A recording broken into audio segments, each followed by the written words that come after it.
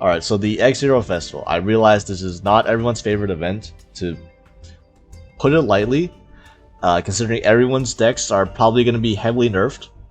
However, there is one silver lining in this, and that's that the X0 Festival, just because the power level is low and how it's such a restricted ban list, that there are tons of viable budget options you can play for this event, which I will show you. And this might be the only event possible where the budget options might actually be stronger than the more expensive decks, unless they bring back NR Festival.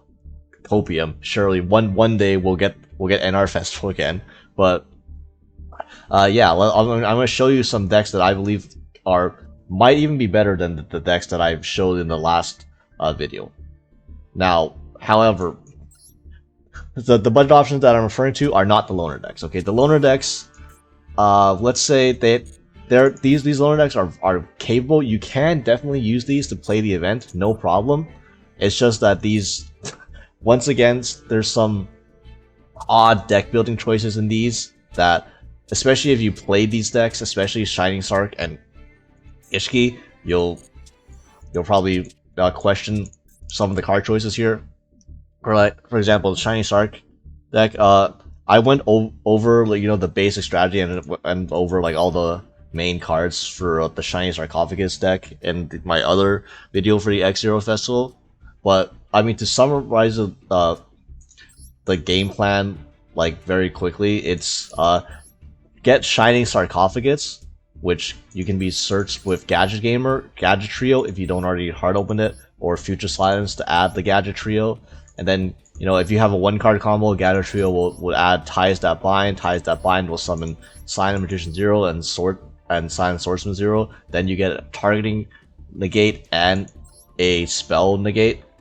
And if you have a 2-card combo, such as with a Gandora G, and then Dark Magician of the Magician of Black Magic, I can never get that name right, and then some combination of Shining Sark or Future Silence, then you could get to the point where you can summon both Gandora G and Dark Magician. I'm just gonna call it that, while you have Shining Sark on the field, and then you summon both on the field, and then Gandora G will nuke your field. The Dark Magician, because it was destroyed while you control a level 5 or higher monster, which is the Gandora G, it summons itself back, and then you set a trap card from your deck that mentions Dark Magician, which is the one they give you is Dark Magic Mirror Force. Okay, so yeah, that's basic idea of this deck.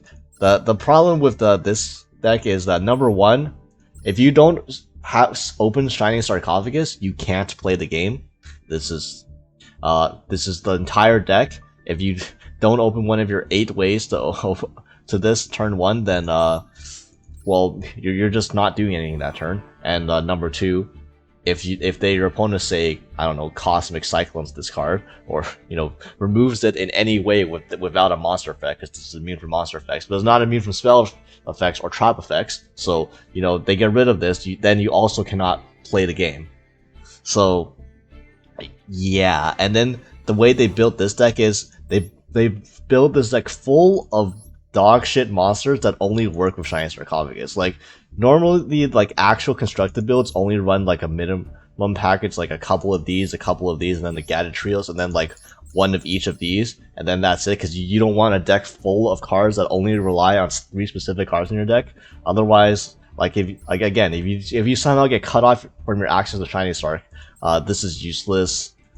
Sign Sorcerer, they're running the OG Sign Sorcerer and Sign Magician, by the way. These cards are terrible by themselves, even if you have Gold Sark already. So yeah, and then Ties That Bind also, that and this isn't even the good search target. You're supposed to get the Destiny.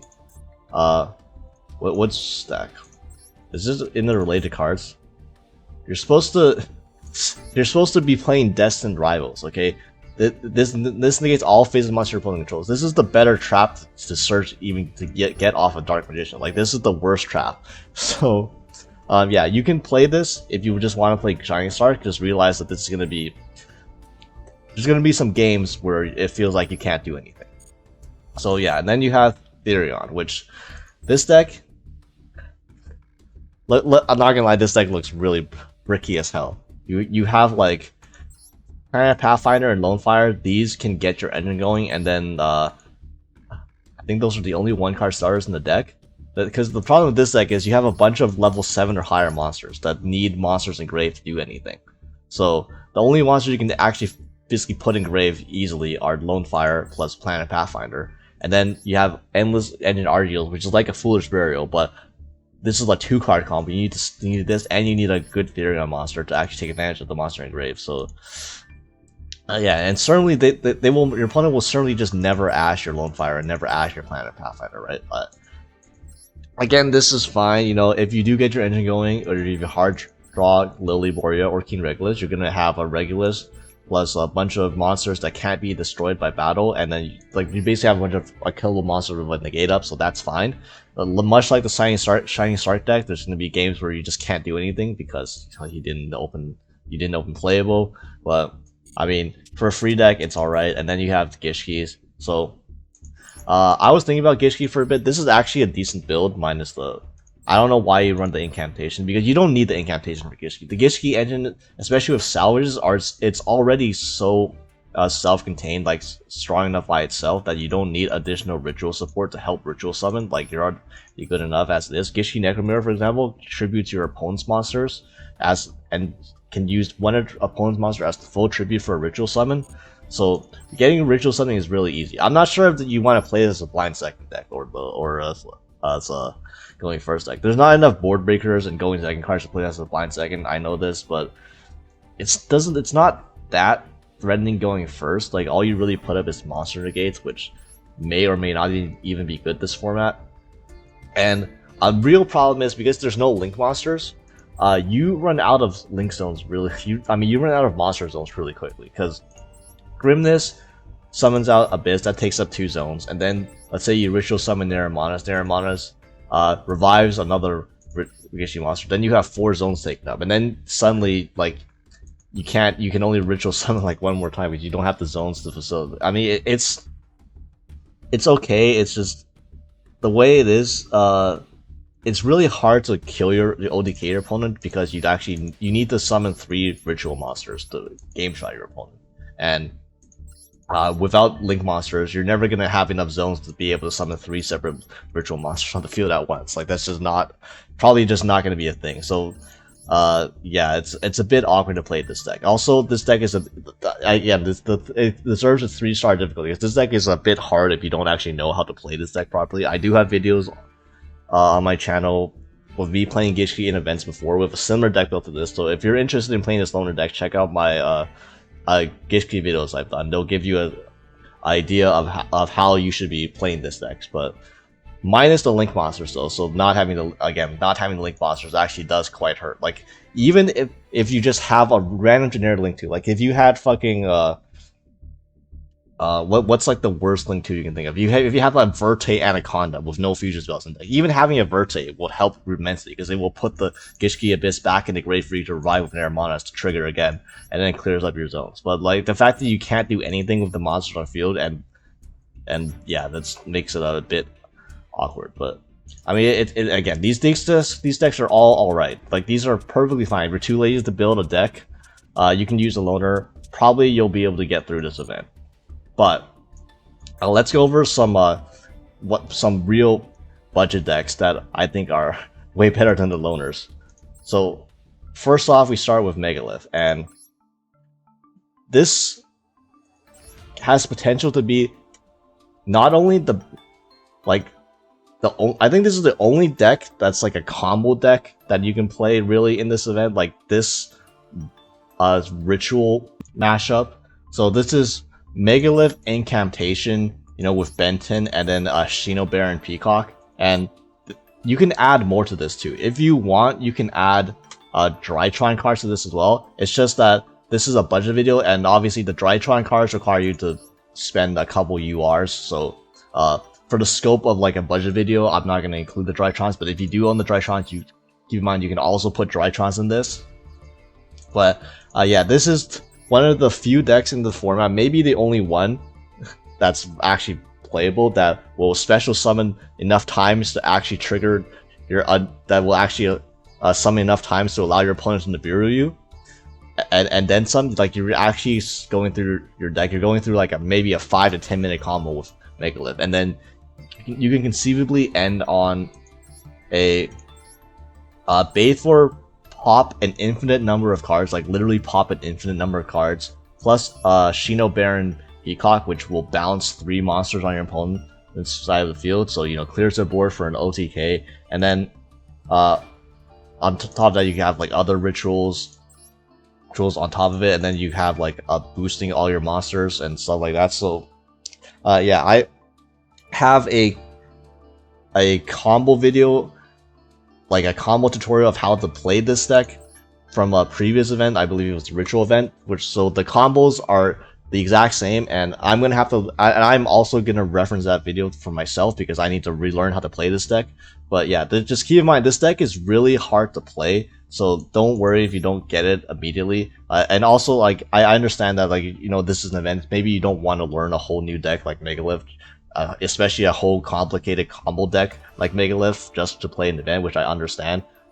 But this deck definitely does have one of the highest ceilings of all decks you can play for this event. So yeah, we'll go over the main deck, I guess. Well, I mean, there's only a main deck, but yeah, we're playing the Incantation engine. This this build prefers using Pensaplume as a starter.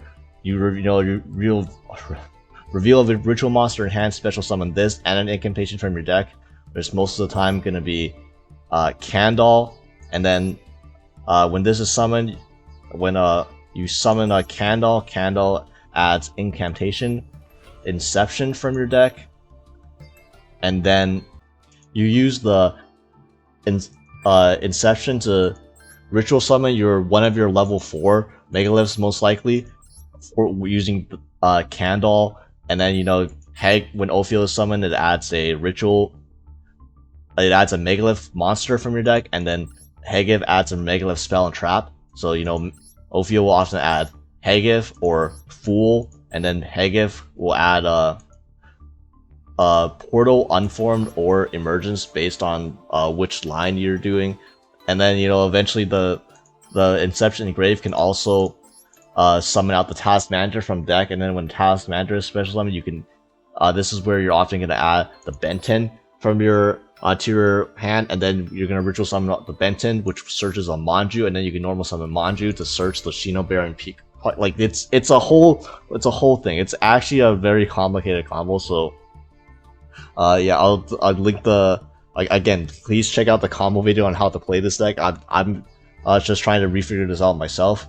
But yeah, you have a double Fool. This is how you ritual summon on your opponent's turn, most likely, because this is the one that it's a quick effect to ritual summon, so you can dodge stuff like Imperm and Valor if people are even running Valor this event, because it's a quick effect. But also importantly, you can ritual summon during your opponent's turn. And then yeah, Och is part of a combo where this is also the other one where you can ritual summon during your opponent's turn.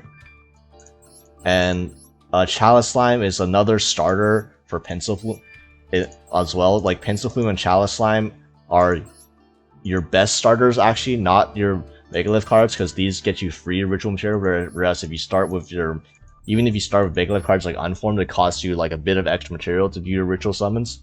But yeah, Chalice Slime, you reveal this card, you discard this card, then you special summon one incantation monster from your deck, which again is most likely going to be the Candle. So, and then the Candle gets the Inception, and then you can get ritual summon your Megalith monsters for free off that. Phaleg makes your monsters hella huge, makes your monsters gain 300 attack for each ritual monster engraved. So you're gonna have a lot of ritual monsters engraved, and this effect stacks, by the way, per copy of Phaleg. So you have 2 of these on the field, then every one of your monsters gains 600 per ritual monster engraved.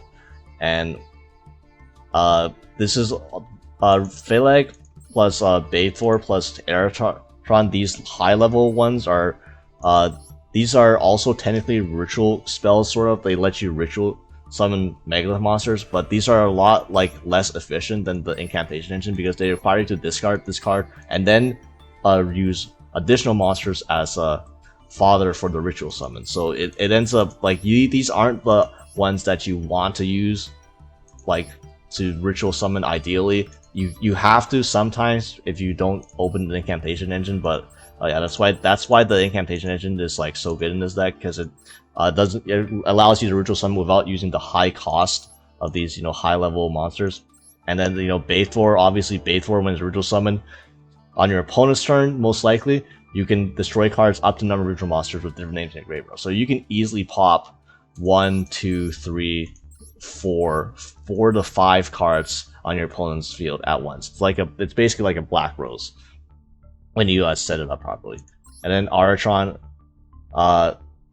it's like another ritual summon you can go to. This isn't like the best one especially compared to Bait 4. It gives you targeting protection, but I mean it is an option you can make, but it's also like unlike Bait 4 and Belag, the Aratron is a quick effect. So even though it is still the expensive way to ritual summon, at least you can do it on your opponent's turn. So it's another way to summon Bait 4 on your opponent's turn. That's really like one of the big goals of this deck, is to just pop all your opponent's entire field with this card, and then hopefully by the time when they end their turn, their field is going to be cleared between Bait 4 and Shino Baron Peacock, which is the other ritual summon you go for. You can often ritual summon twice during your opponent's turn, so one of them is going to be Bait 4, the other one is going to be Peacock. Between these, you're going to pop like 4 to 5 cards with the Bait 4, and then you're going to bounce 3 monsters. So hopefully their field is going to be clear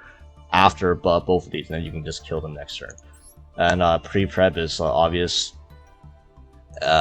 Portal, Unformed, and Emergence. So Unformed is like another ritual spell whose ritual summon a Megalith monster from your deck by tributing monsters from your hand or field whose level is exactly twice its level. So you with this, you want to oftentimes you don't want to summon these off of Unformed usually, because you're gonna have to tribute 16 levels worth of monsters to summon these with Unformed. Like most of the time, you're going to be using this to summon a level, to summon a Fool by sacking like a Ophio or a Hagif. Or sometimes you can summon out a Hagif or Ophio by sacking one of the level 8s, but you don't want to go higher than that. You don't want to summon like a level 8 like a Bait 4 by sacking like a Phaleg and an Aratron. That's really like kind of inefficient. But I mean, obviously if you don't have other ways to ritual summon, that might be the best thing you can do, but like that's not ideal. And obviously it's like being a quick play, you can also be used similar to Fool. You can dodge targeted negation like impermanent stuff like that. And Emergence, you search this. Basically you special summon a ritual Megalith monster from grave, so it helps you for ritual summon. Sometimes you have to use like Och to ritual summon on your opponents. You have to use this as material to ritual summon, but then you can also like Emergence summon this back after you use it as a fodder, then use the effective ritual summon as well. Also, it's like a way to beat board breakers, I suppose. And Portal is how you recycle it. Each time your ritual monster would be destroyed by battle, each turn it's not destroyed. That's like a neat protection effect. But mainly when a Megalith monster special summon, you can add a ritual monster from your deck, from your graveyard to your hand. Any ritual monster does not have to be Megalith monster. You can often add Benton and Chalice Line back to your hand as well. And like, if the game goes on for a grind game, this is the the card that's going to win you the grind game. But this is also used in your combo, your turn 1 combo, which yeah, just reference that combo video. I'll link in here in the description and like in the pinned comment. But yeah, it's Megalith. If you want to play, if you don't want to just play big bungus beatdown with like bunch of staples, and you want to play an actual combo deck, yeah, try out this deck. And of course, this deck is very engine heavy, so there's only like 4 non-engine spots in here, so these could literally be anything you own.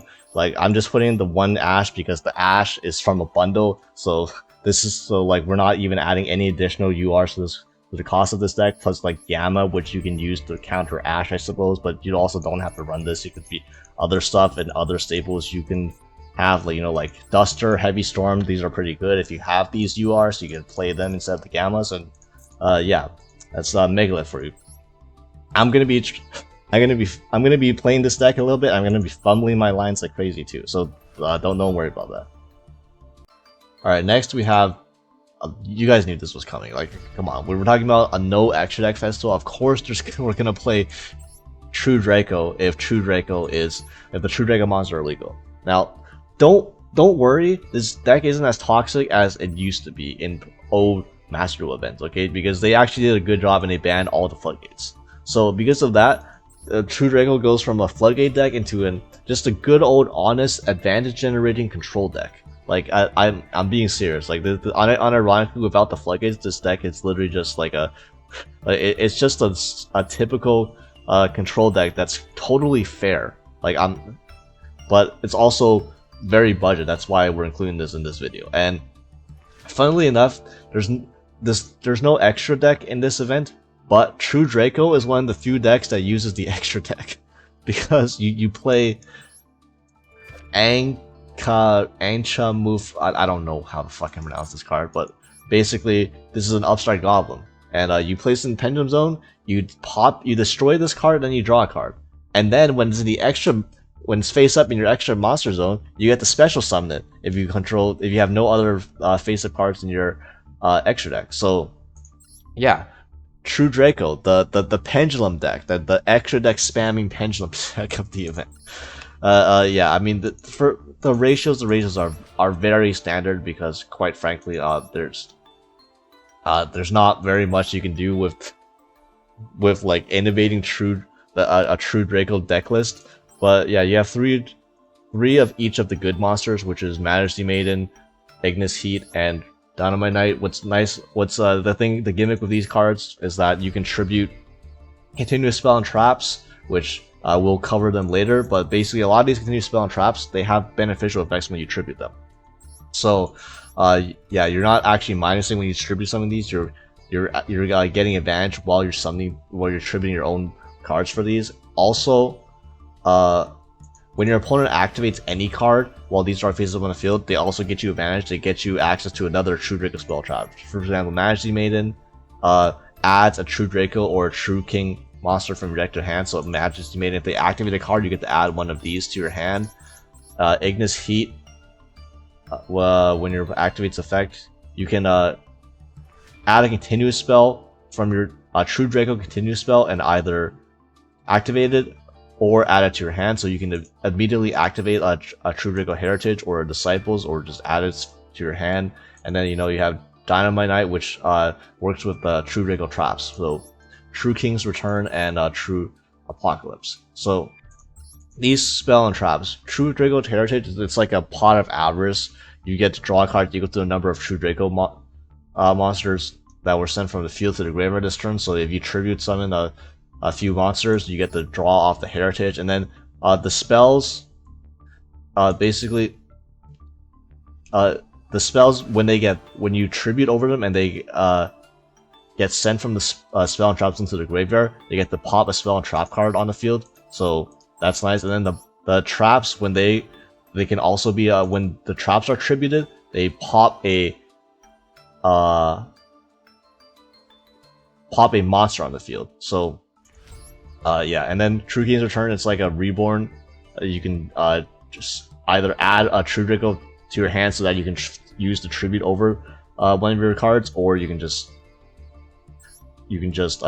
reborn it if you want. And True Draco Apocalypse, it halves the attack of all face-up monsters your opponent controls, so that you always win combat.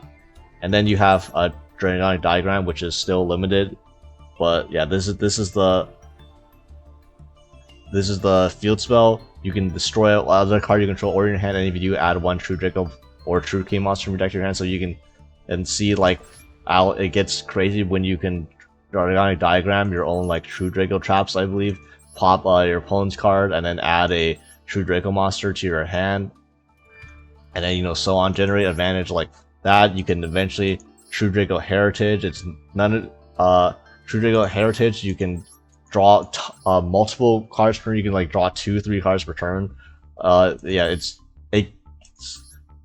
there's no stunning your opponent from playing the game. The core True Draco cards are basically just whittling down your opponent's cards while generating advantage every turn, whether your opponent's activating cards or whether you're activating cards, and then so on and so forth. So obviously we're running the pots as well, Duality and Desires, and Unending Nightmare. I think this is a good tech this format, since you expect a lot of Shining Sarcophagus and potentially Horus cards, and back row decks, and Zombie World, and then Flu. This card cooks all of those decks, since they all have crucial face-up spell and trap cards, and this is just an infinite.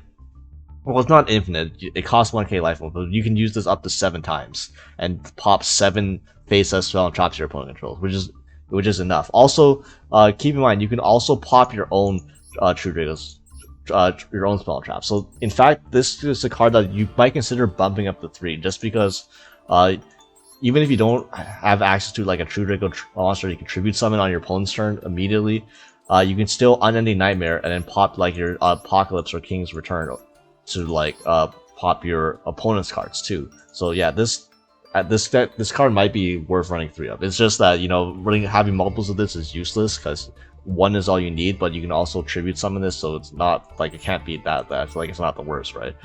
And then spell card Soul Exchange. So this is very funny. This is basically you get to tribute summon your opponent's monsters for your tribute for your, True Draco monsters. So yeah, if you don't want to get rid of your True Draco spell traps, or you don't have like a access to a trap card to tribute summon your opponent's turn, well, spell card Soul Exchange fulfills that role too. So you can still tribute summon. You're in a way, spell card Soul Exchange is like tributing over one of your True Draco traps, since you're tributing summoning your True Draco monster, and you're getting rid of your opponent's monster, just in a different way. And yeah, then we have Apophis. This is basically you special summon this as a big monster, 2k 2200, and then you negate the effects of face-up monster your opponent controls, or not face-up monster, face-up cards your opponent controls, up to the number of other continuous traps you control until the end of this turn. So does not do anything by itself, but because you run a lot of continuous traps, every continuous trap you have face up, this can basically act as like a Omni Negate. And it also counts itself as well, so if you open multiples of this, you can also take advantage of that. And yeah, and then Venus Chain, because honestly this is a filler card. I don't know if there's like a better card to run this. It just fills the role of a continuous trap, so it feeds Apophis, and it's something that you can tribute over as well. And yeah, maybe Fogblade might be better. Depends, although you can just Fogblade. Sometimes it's annoying because you're a combat-based deck, so if you Fogblade your opponent, then you can't run it over. So that's kind of annoying. But yeah, I'm sure this will be okay. And if you have like more expensive cards, if you have better trap cards, like if you own Solemn Strike or something, you can run that over the Phoenix Chain. It's probably better. And Waterfall of Dragon Souls, this is basically just more consistency, but also it adds if you're flooded with monsters as well, like that's the one thing with this deck, is that sometimes you have too many monsters, sometimes you have no monsters. If you have no monsters, then this, it adds one of these worm monsters to your hand. But if you have too many monsters, you can just send the excess monster to draw cards and hopefully draw into your spell and traps. So yeah, and obviously if you have Duster and stuff like that, maybe Heavy Storm is worth considering. I don't know, because this is a very trap heavy deck, but you also gain benefits out of popping your own spell and trap, so this might be worth playing. But definitely if you have Duster, I would recommend playing Duster. And Crackdown. So Crackdown is like the best continuous trap you can play, but obviously this is a budget deck, so this is a UR, so most people, if you're playing True Draco, you probably don't have Crackdown. But if you're like if you're a stun enjoyer and you have a playset at Crackdown, cut the Phoenix Chains and put in the Crackdowns in here. Yeah, True Draco, no floodgates, totally based. And now for something a bit more unorthodox, we have Witchcrafter. And Witchcrafter does technically have an extra monster in Witchcrafter Weissmanam, but you know, since this is the X0 Festival, we can't use it, and it's also a UR, so we're not using this for this video anyways. But yeah, instead we're playing like old school Witchcrafter before they got the fusion support, which is basically Madame Vere and Heine control. Your goal is to basically get these two boss monsters out, and so Madame Vere, you know, it modulates attack and defense, but also quick effect, you discard a spell. That's why you see all these spells running here, and negate the effects of all phases of monster your opponent controls. And Witchcrafter Heine, it's a similar effect, you know, quick effect, discard a spell, then target one phase of card your opponent controls, destroy it. So yeah, considering there's a few continuous spells and continuous spell and traps on in this format, this is good because they can go after both monsters and spell and traps. Although be careful, I will say there's one annoying thing about Heine, like might be a little problematic this format, is because for some reason they gave Shining Sarcophagus this effect, cannot be destroyed by monster effects. So actually you cannot pop, the one thing you can't pop with Heine is Shining Sarcophagus, which is a bit annoying. You can pop the Horus, you can pop the other Sarcophagus, the King Sarcophagus, you can pop like the Horus Field Spell, you can pop like a lot of continuous traps and stuff like that, but you can't pop the Shining Sarcophagus, so be wary of that.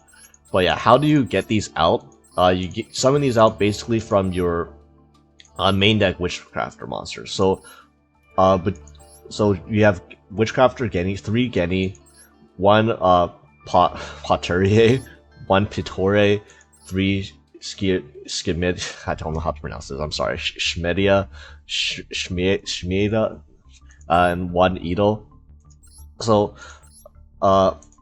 these first 4 Witchcrafter monsters all have the same effect, where you just tribute them and then discard a spell and then special summon a Witchcrafter monster from deck. So that's how you very easily get these out, and they're during either player's turn. They're quick effects, so you can summon them on your turn or your opponent's turn, and that's, you can easily get Heine, both Heine and Madame Vere out. Edel is the only one that doesn't summon from deck. You discard a spell, you don't tribute this, but you can special summon Edel from hand, and then or you special summon a Witchcrafter monster from hand. So you know, if you happen to hard draw a Heine or a Vere, you can get it out that way. Although keep in mind, Edel is also a level 5 Witchcrafter monster, so it's a bit more annoying to get out, which is why if you run this at all, you only run this at 1, and even then, you know, you can arguably get away with not running this. And yeah, we covered the Heine and Madame Vere. We have the Magician's Soul package, so these are from the Dark Magician structure deck, so you can buy a couple of those to get the Magician Souls, and all of these, you'll see all of these spell cards can be re-added back from the grave, and some of them give additional effects when sent to the grave, so Magician Souls has really good synergy. You just get to draw cards. Magician Souls is basically a pot of greed for this deck, and you have prep rights to search the Illusion of Chaos, which searches the Magician Souls. 3 Witchcrafter Creation. This adds, this is just a Rhoda, basically it adds any Witchcrafter monster from your deck to your hand.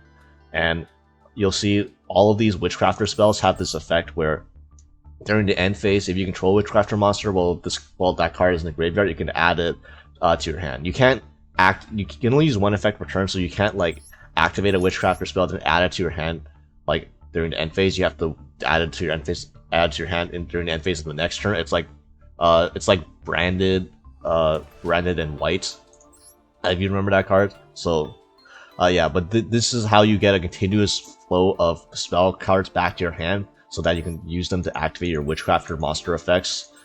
And Witchcrafter Holiday, this is probably the best one. Now I'm not sure on the ratios. You could probably get away, I might be running a too low of a Witchcrafter count because I'm trying to fit in Magician's Restage.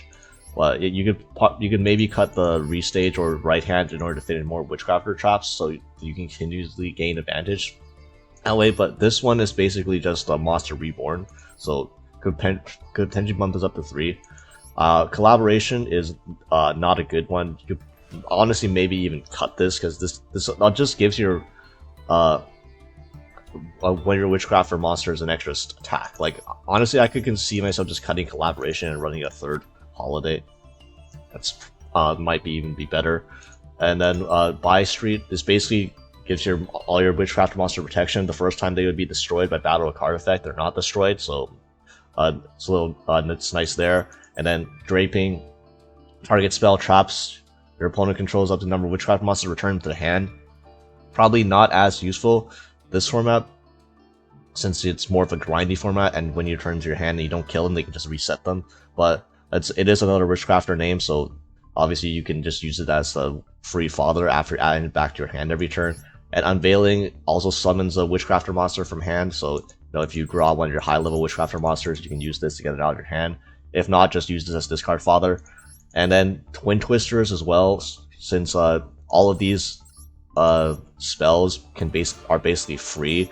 You can just pitch them with Twin Twister to get rid of your opponent's spell traps, specifically Shining Sarcophagus, because as previously mentioned, Heine can't get rid of it, so Twin Twisters is one of your few ways to get rid of Shining Sarc. And also we're playing Restage plus Right Hand. Restage is the monster you run for level 3 or lower spellcaster monster, so doesn't work on Schmidia, unfortunately, but it works on everything below here, including, importantly, a Magician's Souls. And if this card is sent to the graveyard, either from the field or hand, you get to add a 1 Magician Continuous spell, which we're going to add Right Hand. Right Hand is basically just, it's like Angelica's Ring. It just negates the first spell card your opponent activates every turn if you control a spellcaster monster, which all of these are.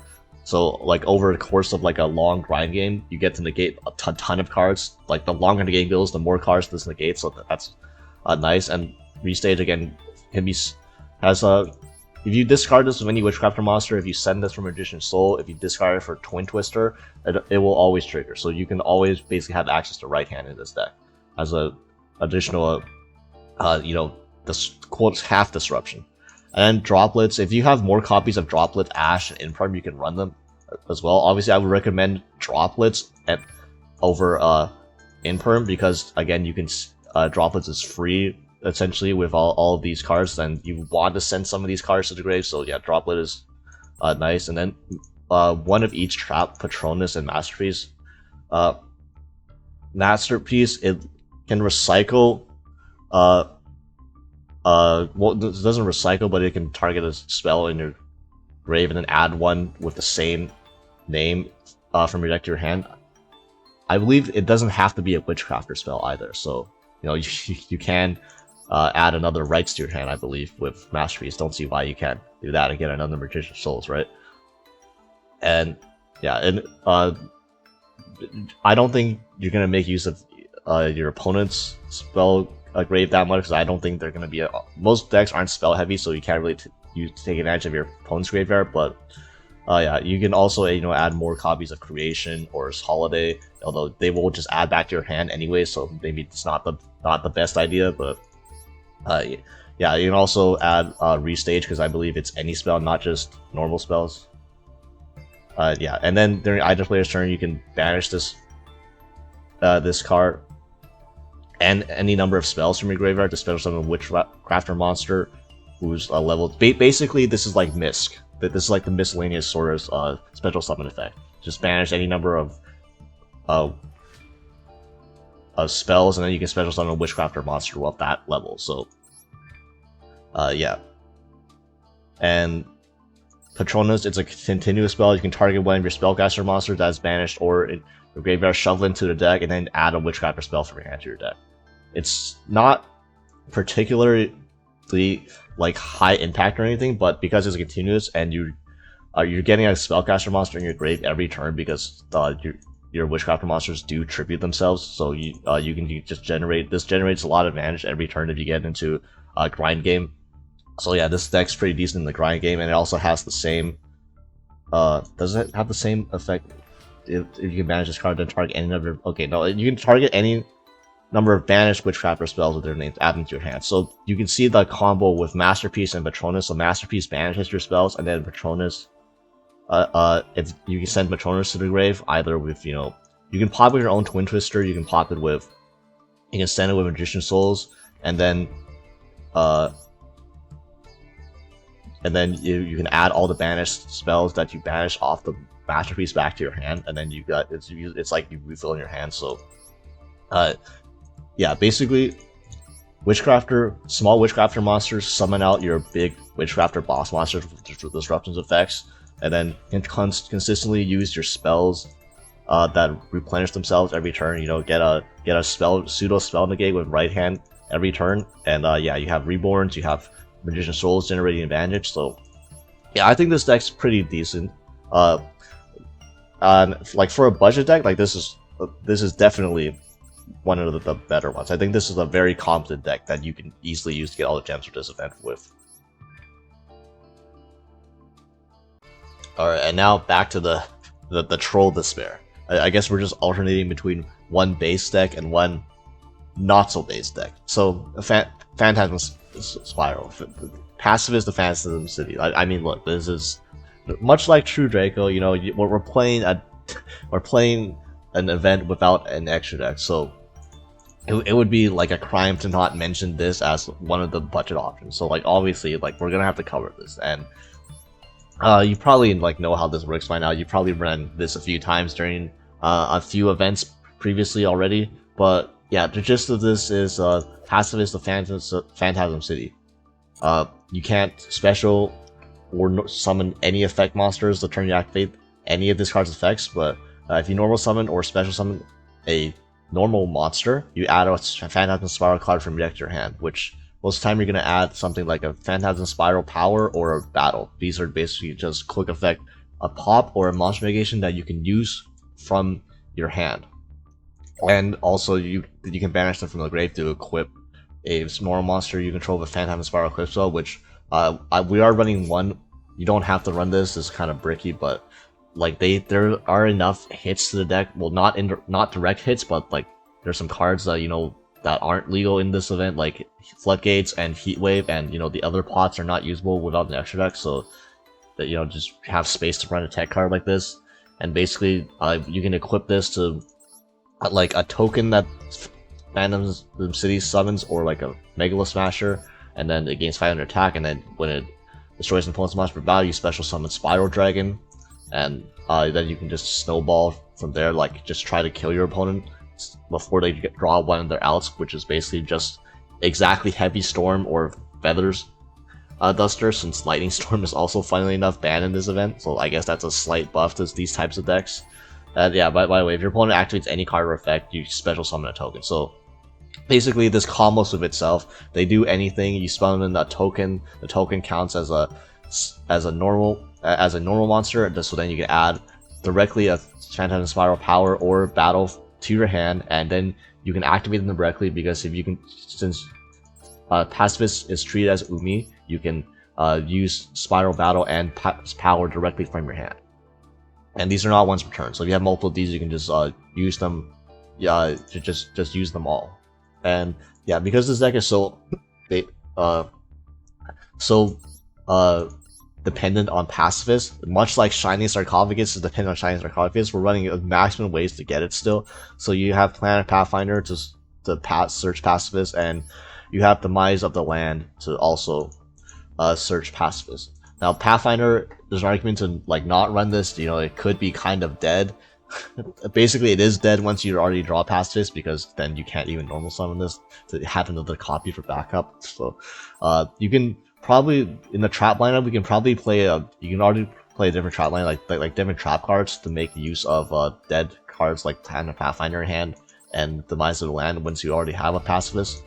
Also, obviously if you have Metaverse, Metaverse is like the best way to get Pacifist, so then you can just use this on your opponent's turn, they don't even see it coming. And it's also a normal trap, so you have two of these, you can even trap trick it out for more consistency.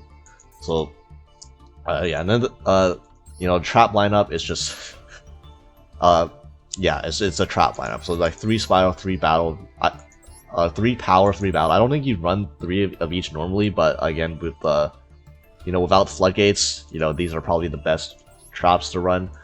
And then, you know, Torrential, double Heavy Storm Busters, hit those Shining Sarcophaguses, and hit like your opponent's back row, because there's going to be a lot more back row in this event. Also, if I guess you have Duster's also something you could run. I would not run Heavy Storm in this deck. And yeah, you have Imperm, you have more Imperm, you can run Imperm as well. Double Trap Trick. Waybridge, this is like a bit gimmicky. This is honestly probably you could probably run like yeah, Dino Missions is probably a better card to run and a better chopper target than Waybridge, since you can make use of the aforementioned dead Pathfinders and the Mice of the Lance you could potentially have in hand. And Fist of the Unrivaled Tenny, this is basically just Solemn Judgment if you control a face-up non-effect monster. So between this and the tokens from Pacifis, you will always have one up, so you have 3 copies of Solemn Judgment. Even though Solemn Judgment is banned for this event, Phantasm Spiral is like the one backrow deck that can actually use Solemn Judgment. So there's your advantage there. So you, obviously when they draw their one out, their one Duster or Storm, you can actually out it. And then 3 Draco Utopian Aura, this is basically Solemn Strike. You can get this from the Galaxy Eye Structure deck. So don't worry that it's a UR, it's just 500 gems each. And then oh yeah, this is just Solemn Strike for monsters on the field. It doesn't hit monster effects like, you know, from hand or grave or anything, but primarily the ones you're mainly worried about are on the field. And then Draco Utopian Aura plus Torrential, you know, is a classic combo. You going second, you set Torrential, you set this, you activate Torrential, your opponent tries to do something with one of their monsters, and then you say no to that, and then you just wipe their entire field. So yeah, you could also, this also has the effect where you banish one monster from hand and special summon the monster that was destroyed by this effect, but you're never gonna do that because most of the time you're under Pacifist, so you're not able to actually special summon monsters anyways. But I mean, if you can, that's another way to make use of dead Pathfinders in hand, like, or additional Megalith Smasher decks. You know, just kill your opponent's monster and then summon it to your side of the field. Although I mean, you shouldn't do that anyways because your deck kind of only works if you only control normal monsters anyway. So it's something like funny you can do, but wait, actually no, please don't do that. Just never use Phantasms. Just never use Draco Utopian Aura's effect, because like Spiral Battle and Power require all monsters you control to be normal monsters. So just ignore the second part of the effect. This does not. The second part of the effect is not relevant. Just think of this as a Solemn Strike on field, okay? And then 2 Sea Stealth Attacks. Another card you can add off the Pacifist. Only 2 because it's a continuous trap, so you only really need to, once you add 1, that's really all you need. And then it also protects your spell, and it can also protect your face-up spell and traps from getting destroyed by opponent's counter effects. So even if you don't have Fist of the Unrivaled Tenny, you still have Sea Stealth Attack to protect your Pacifist if you have a token or the Phantasm Spiral Dragon. So it can banish both to protect. And at the start of damage, you always win combat with this. So yeah, with either a token of Smasher or Phantasm Spiral, you just well, no, okay, not Smasher X. Smasher X is a level 4. That doesn't work. But with the Phantasm City token or the Phantasm Spiral Dragon, you will always win combat when you have Sea Stealth Attack. So yeah, it's not once per turn, by the way. You know, this isn't like Eater of Millions. Like, people will attempt to attack into your token, get hit by Sea Stealth Attack, and then try to run it over again, and then realize, oh, this works for every single battle you do in the battle phase. So they just lost 2. They just tried to run 2 of the large monsters into your token, and then they've lost both of them. So that's funny when that happens. You know, reading Yu-Gi-Oh players' biggest weakness. But yeah, this is probably the most budget deck out of all of the budget decks I'm going to show today. But it's a classic. It will get the job done. You know, MBT, eat your heart out. You can play this for the entire event on stream. I'm sure your stream would love it. Your viewers will love it. Right, so this deck. This is definitely a deck for those who have lost patience and who, you know, want to game the event matchmaking system by just playing games where they always go first and just you know, scooping games where they go second. You know, you can do that with you can do that in this event. Obviously, this deck is still capable of winning going second, I think, because the power level of this event is not that high. So you can grind your opponent if you open a good enough hand, but yeah, you keep in mind you can always play games you go first with this deck, and you probably could probably complete the event in a decent amount of time, probably faster than a lot of decks that just rely on grinding your opponent, because counter fairies, right? basically, if you go first and you open a way to Bountiful Artemis, then you just set a bunch of counter traps, and then stop your opponent from playing the game, and then you draw like 2 to 3 cards, and then I mean, who's gonna stay through that entire game, in an event, right? Like that's the beauty of this deck. You got some fast games, but yeah. Also, this events, there's a lot of cheap. I'd say kind of cheap counter traps. They're most of the best counter traps are like SRs, so it's kind of a investment. You do have to craft some SRs, but generally you don't need that many URs to play this deck. And yeah, the only real UR I can think of that would greatly improve this deck is having access to Solemn Strike. Like this is the best counter trap, obviously, in the game. So obviously in a counter fairy deck where you need to activate counter traps to draw cards off Bountiful Artemis. Yeah, Solemn Strike is ideal, but you can replace this with other counter traps, cheaper options. It's fine. Then Iron Thunder is another option. A UR counter trap. It's Solemn Judgment. Solemn Judgment is banned, so that's why you don't even see the free one from the bundle here. But this card, it's great if your opponent doesn't play around it. Like if they don't know that this card exists, then this is just Solemn Judgment. If they do know this card exists, then they're going to activate cards in the same column as your Bountiful Artemis, or in the same column as your other back row, and then you're gonna like -1 yourself with Iron Thunder, which is not ideal. But you can play these 2 counter traps if you own them. But these are like pretty much the only quote unquote premium options you can use to improve this deck in terms of adding UR to it. Otherwise, this is completely SR and below. So you have 3 Power Angel Valkyria, which basically just adds adds Bountiful Artemis or Guiding Ariane, whichever one you don't have. If you activate if you negate the activation of a spell and trap card. So yeah, you have I'll go over the counter traps later, but you have quite a few cards that do negate spell and trap cards. So you can pretty much cut this to 1 if you want and add another counter, or cut this to 2 or 1 and add another counter trap. That's fine by me, to be honest. Like that, because I just realize like you don't want that many normal summons, but you also need to find a way to Bountiful Artemis, otherwise you don't really have a win con. Oh yeah, also you can add Honest too. Honest is a way to always win combat, so that's good for Bountiful Artemis if you have it, although you don't really need Honest, to be honest. It's not really necessary. Then you have 3 Condemned Witch. This basically, when you normal summon, you add a Forbidden Quick Play spell, so we're adding Chalice, it's the most generic one. And you can add Droplet as well, although Droplet is costly because you have to send cards. But then during your opponent's turn, you tribute as you special summon a level 4 or lower fairy monster. So, or not level 4 or lower, special summon a level 4 fairy monster from your deck. So basically, this summons Artemis. You have like 6 copies of Artemis plus 2 of these to hard search it as well, and then 3 Guiding Ariadne. This basically removes the cost of valid counter traps.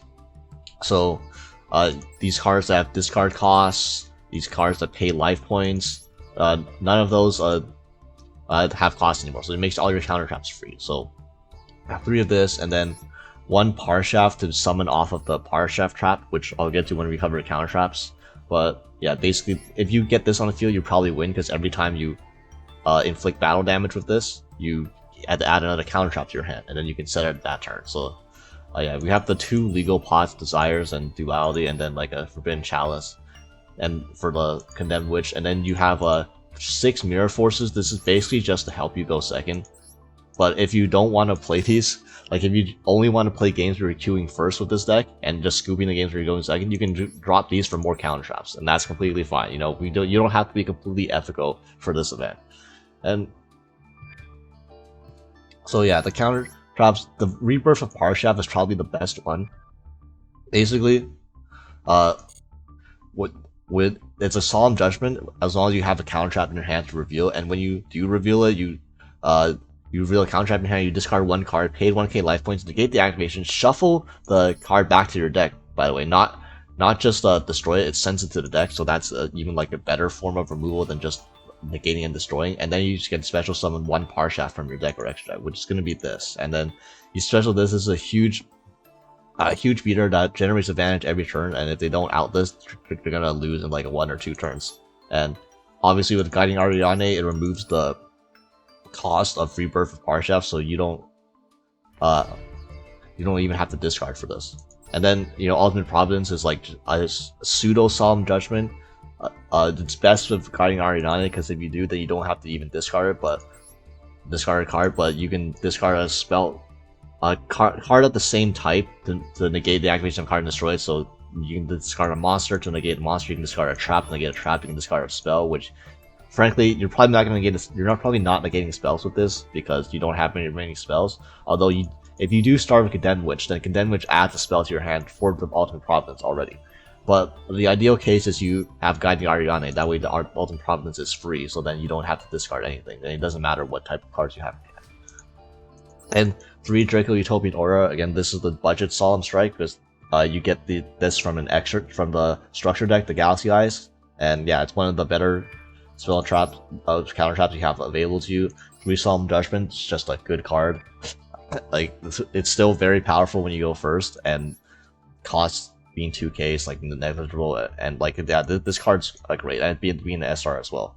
And then you have like these other utility counter traps, so you have like Divine Wrath, Dark Bribe, Magic Drain. There's like you can run Magic Jammer as well, which also removes the cost of Guiding Ariane. But yeah, Magic Drain is not really a this is like a card that's not really meant to stop your opponent's big plays. Like, you don't want a Magic Drain, a Duster, because they'll just discard another card and they've had to go through. But this is a card that just generates advantage. Like, it makes your opponent, it either negates like a weak spell card they have, and then you get to draw a card, or it forces them to discard a card out of your hand and force them to go minus against you, and you still get to draw off of the Bountiful Artemis.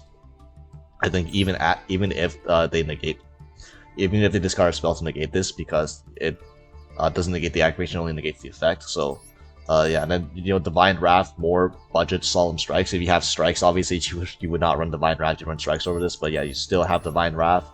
And then Dark Bribe, just generic, you know, in case you don't have enough Solemns to like protect your back row, you know, this hits the big ones like Duster, and like you can hit the Shiny Sark too. Honestly, that's not bad. If you remove a Shiny Sarcophagus if you negate a Shiny Sark with Dark Bribe, even they draw a card. I mean, if they don't have another Shiny Sarcophagus, they can't play the game, so that's neat.